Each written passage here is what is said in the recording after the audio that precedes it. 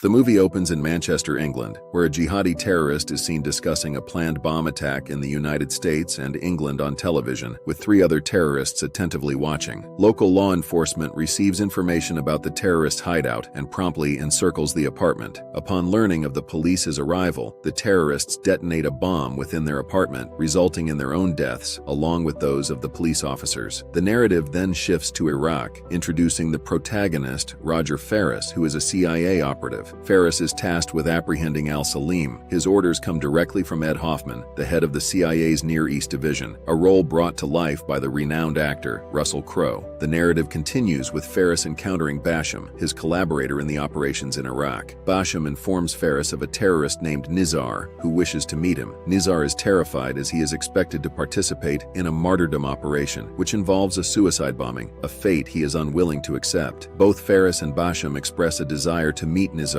all while the CIA covertly monitors the entire operation via drones. Ferris, aware of the CIA's surveillance, instructs them to withdraw their drones to prevent any complications, assuring them that he will manage the situation independently. Upon meeting Nizar, Ferris learns that Nizar possesses incriminating evidence against al-Salim, making Nizar's survival precarious. Nizar expresses a desire to relocate to the USA and pursue a PhD. Nizar consents to provide all the evidence to Ferris, but in exchange, he requests political asylum in the USA. Asylum is typically sought by individuals who feel their safety is compromised in their home country. Ferris discusses this with his superior, Hoffman, who categorically denies the asylum request and instructs Ferris to extract information from Nizar. The story progresses with Nizar heading to a market under the watchful eyes of Ferris and Basham. Abruptly, a black van pulls up and armed terrorists emerge, attempting to abduct Nizar. Recognizing that Nizar has seen both him and Basham, and fearing their cover could be blown if Nizar were to reveal their identities, Ferris makes the decision to shoot Nizar. Subsequently, Ferris and Basham travel to Balad, a city in Iraq, acting on information provided by Nizar that al-Salim maintains a safe house there. Upon arrival, they witness terrorists setting fire to the stairs. In an attempt to preserve the records as evidence, Ferris opens fire, leading to a chaotic exchange of gunfire. Concurrently, Basham relays this information to CIA headquarters, prompting the dispatch of several helicopters for their assistance. Amidst this, Ferris and Basham attempt to escape, pursued by numerous terrorists. The indiscriminate gunfire persists, and during the chaos, their vehicle is struck by an RPG fired by a terrorist, resulting in Basham's death and severe injuries to Ferris. Upon regaining consciousness, Ferris finds himself in a hospital at a U.S. military base. He receives a call from Hoffman, who offers him the option to take a few days off if he wishes. Despite his injuries, Ferris is determined to carry on with his mission. Consequently, Hoffman directs him to Amman, where he is likely to find leads on al-Salim. Upon arrival in Amman, Ferris is assigned an assistant named Skip. Ferris visits the U.S. Embassy and interacts with an officer there, but their relationship is strained. As a result, Ferris assumes full control of the operation. In Amman, Ferris encounters Hani Salim, an officer from the Jordanian intelligence agency. Ferris requests Hani's assistance in capturing al-Salim, a proposition Hani initially rejects. However, after Ferris presents him with photographs and evidence of a safe house in Amman, Hani consents to help. Before parting, Hani warns Ferris against deceiving him. The following day, Ferris and Skip stake out the safe house. At the safe house, Skip spots a man named Ziad Abashi. Skip reveals that Hoffman had dispatched him to surveil the safe house, a fact that angers Ferris as he was unaware of this. Ferris is displeased with Hoffman's tendency to meddle in his operations, as it could potentially compromise his undercover status. Upon learning about the CIA's involvement, Ferris promptly vacates the safe house. His fears materialize when Ziad inadvertently exposes his identity to a terrorist within the safe house, who then flees to inform his associates. However, Ferris pursues and apprehends the terrorist, ultimately killing him. He stages the murder to appear as a robbery, thereby avoiding suspicion. During this incident, Ferris is bitten by dogs and seeks treatment at a local hospital. There, he encounters Aisha, who administers a dose of Raviz's vaccine. She assures him that he can receive subsequent doses at any hospital. Later, we see Ferris at the U.S. Embassy, engaged in a heated argument with Hoffman. He firmly instructs Hoffman not to interfere with his mission. Hani summons Ferris to his office, where the scream of a man echoes through the room. The source of the scream is revealed to be Ziad Abishi, who had jeopardized Hani and Ferris's mission under Hoffman's orders. Hani informs Ferris that Ziad is being disciplined for meddling with the operations of Jordanian intelligence. The scene then shifts to Amsterdam, Netherlands, where a man retrieves a piece of paper from a trash bin. The paper bears the name of of a location. Shortly thereafter, a bomb detonates at the specified location. Faris, Honey, and Al-Salim watch the ensuing chaos unfold on television, witnessing the tragic loss of numerous innocent lives in the blast. In the following scene, Honey and Faris arrange a meeting with a man named Mustafa Karim. His address was found attached to the photographs that Faris had previously presented to Honey as evidence. Mustafa Karim is an operative within Al-Salim's terrorist organization. Honey spares Karim's life, but in exchange, he requests that Karim remain in Al-Salim's group and work as his informant. This would allow Honey to gain insights into Al-Karim's plans and whereabouts. Subsequently, we see Hoffman arriving in Amman with the intention of apprehending Al-Salim, particularly after the devastating bomb blast in Amsterdam. The pressure to capture Al-Salim intensifies, given the significant loss of innocent lives in the recent explosion and the potential for more such incidents in the future. Hoffman, after meeting with Faris, proceeds to Honey's office for a discussion. He proposes to Honey that they should abduct Mustafa Karim to extract information about Al-Karim. Honey, however, rejects this idea, stating that it is not his modus operandi. He further explains that Mustafa Karim is unaware of any details about Al-Karim, but he could prove to be a valuable asset in the future. Honey has kept Karim under his control, akin to a pawn, and warns Hoffman that his methods are unsuitable for their line of work. Despite this, Hoffman has other plans in mind. Ignoring the objections of Faris and Honey, he dispatches Skip to kidnap Karim in hopes of gaining some insight into Al-Karim. As it turns out, Hoffman's plan backfires. Skip fails to apprehend Karim, who manages to escape. In the subsequent scene, Faris returns to the same hospital where he previously received an injection from a nurse named Aisha. After receiving another injection, he extends an invitation to Aisha for a date, to which she agrees. They are seen enjoying lunch together. As Faris is escorting Aisha back to the hospital in the evening, they are intercepted by one of Honey's associates. This man instructs Faris to accompany him to the safe house, rumored to be a hideout for Al-Karim's terrorist group. The sight that greets Faris at the location is alarming. The entire building is ablaze, devoid of any occupants, and all evidence has been incinerated. Overwhelmed by the situation, Faris is seen clutching his head in distress. Subsequently, Honey's associate escorts Faris to Honey, who is visibly furious. He interrogates Faris about his knowledge of this covert operation. Faris denies having any information, attributing the entire incident to Hoffman. However, Honey remains skeptical and gives Faris an ultimatum. He has 12 hours to leave the country. I want to make it clear that I won't be held responsible for whatever happens to you afterward. In the next scene, we witness Faris meeting Hoffman in Washington, and he is extremely angry with him. The reason for Faris's anger is that Hoffman's actions led to the complete failure of their mission. Now, Honey is preventing Faris from entering Jordan as a result. In response, Hoffman claims to have a plan to send Faris back to Jordan. Faris suggests to Hoffman an idea to capture Al-Karim. He proposes planning a fake bomb explosion, hoping that Al-Karim will attempt to discover the culprits. By doing so, they can uncover his location and gather information about him. To accomplish this, Faris seeks the help of a hacker. Together, they search for a suitable witness whose name can be utilized for the staged bomb blast. These individuals decide to use a person named Omar Siddiqui as a scapegoat to carry out this operation. In the following scene, we see Faris in Dubai, where he travels to meet Omar Siddiqui. On the same evening, Faris visits Omar's hotel room. He plants a device in Omar's laptop to hack it, thereby granting Karland access. Karland then proceeds to hack Omar Siddiqui's laptop, fabricating emails and creating counterfeit bank accounts. He transfers money into these accounts to make it appear as though Omar Siddiqui is responsible for the bomb blast. In the following scene, Hoffman informs Faris that Honey wishes to recall him to Amman to collaborate on Al-Karim's case. Upon Faris's arrival in Amman, Honey invites him to his office for a discussion. Honey apologizes for his past conduct and emphasizes the importance of avoiding errors this time around. Faris then retrieves his old AR Skip. He warns Honey that if the previous incident were to recur, the consequences would be severe. In the subsequent scene, Faris returns to the hospital where he previously received injections to meet Aisha. Aisha informs him that her family wishes to meet him, to which Faris consents. That same evening, Faris visits Aisha and meets her sister and two nephews. They share a meal together, but Aisha's sister harbors a dislike for Faris due to his American nationality. The American-Iraq War has caused significant distress for Jordan and its citizens. Meanwhile, the CIA continues its investigation into the fabricated bombing case. With Karland's assistance, Faris receives counterfeit emails from Omar Siddiqui's account, making it appear as though Siddiqui is implicated in the bomb blast. To further this deception, fake corpses are staged at a U.S. military base in Turkey, simulating the aftermath of a bomb explosion. News of the bomb blast is disseminated widely through the media, ensuring that everyone is aware of its authenticity and the significant damage inflicted on the U.S. military base. Al-Karim, upon seeing the news on television, becomes anxious and instructs his followers to identify the perpetrator. Simultaneously, Omar Siddiqui is alarmed by the fabricated emails linking him to the bomb blast and hastily flees his office. Ferris, in conversation with Hoffman, expresses his concern that Al-Karim's followers will target Siddiqui. He proposes sending Siddiqui to the US for safety, but Hoffman categorically rejects this idea. Ignoring Hoffman's refusal, Ferris takes it upon himself to protect Siddiqui. When Ferris approaches him, Siddiqui recognizes him from their previous encounter in Dubai. However, due to his heightened fear, Siddiqui disregards Ferris's words and attempts to escape. Amidst this chaos, Al-Karim's followers manage to abduct Siddiqui and subject him to interrogation. During the questioning, it is revealed that Omar Siddiqui is not responsible for the bomb blast. Despite this, he is killed, and his body is discovered in a trash bin the following day. Subsequently, Ferris has a conversation with Hoffman, expressing his inability to continue with the operation. He is deeply troubled by the innocent lives lost due to his actions and fears more casualties in the future. He informs Hoffman of his decision to abandon the operation midway and return home. Upon reaching his apartment, Ferris finds an envelope containing photographs of himself and Aisha. This leads him to believe that Aisha has been abducted. He rushes to Aisha's apartment in search of her, but finds it empty. Distressed, Ferris seeks Honey's assistance and discloses the truth about Omar Siddiqui. Upon discovering that Ferris has deceived her once more, Honey unequivocally declines to assist him. Meanwhile, Hoffman arrives in Jordan, where Ferris informs him about Aisha's abduction. Ferris dials Aisha's number, and an unknown individual answers, instructing Ferris to meet at a specified location. Ferris consents to exchange his life for Aisha's safety. A man escorts Ferris to a remote area. Concurrently, Hoffman is monitoring Ferris via drones. Suddenly, numerous cars appear and begin to encircle Ferris, kicking up a dust cloud that obscures Hoffman's drone vision. Several individuals exit the cars and usher Ferris into one of them. The cars then scatter in various directions, leaving Hoffman perplexed as he struggles to determine which direction Ferris has been taken. Next, we observe Ferris being taken to a terrorist camp. Here, he is bound to a chair, and everything is captured on camera. Al-Karim then enters the scene. Ferris questions Al-Karim about Aisha, but Al-Karim appears to be ignorant of her. This leads to a somewhat nonsensical exchange between the two. Ferris then warns Al-Karim that a CIA agent is among them, leading to Al-Karim's men beginning to torture Ferris, even going as far as to sever his fingers. Al-Karim subsequently orders Ferris's execution. However, before Al-Karim's men can carry out the order, the Jordanian police arrive and rescue Ferris. As Al-Karim attempts to flee the scene, he is apprehended by an officer named Honey. Later, we see Ferris, our protagonist, recovering in a hospital. Honey visits him and reveals that he was the one who abducted Aisha. He explains that he learned about Al-Karim through Mustafa Karimi and used Ferris as a means to apprehend Al-Karim. Next, we see Hoffman approach Ferris with the proposition of a desk job. However, Ferris declines the offer, expressing his desire to remain in his current location for a few more days. Despite Hoffman's warning about the dangers of staying, Ferris decides to leave. As the movie concludes, we find Ferris at a market purchasing sweets for Aisha. He notices some individuals who he identifies as CIA agents and realizes he is under surveillance. He glances up at the hovering drones. Over the microphone, an officer inquires if Hoffman wants to continue monitoring Ferris. Hoffman responds in the negative, stating, "Leave him alone. He is now responsible for himself." The movie ends on this note. And with that,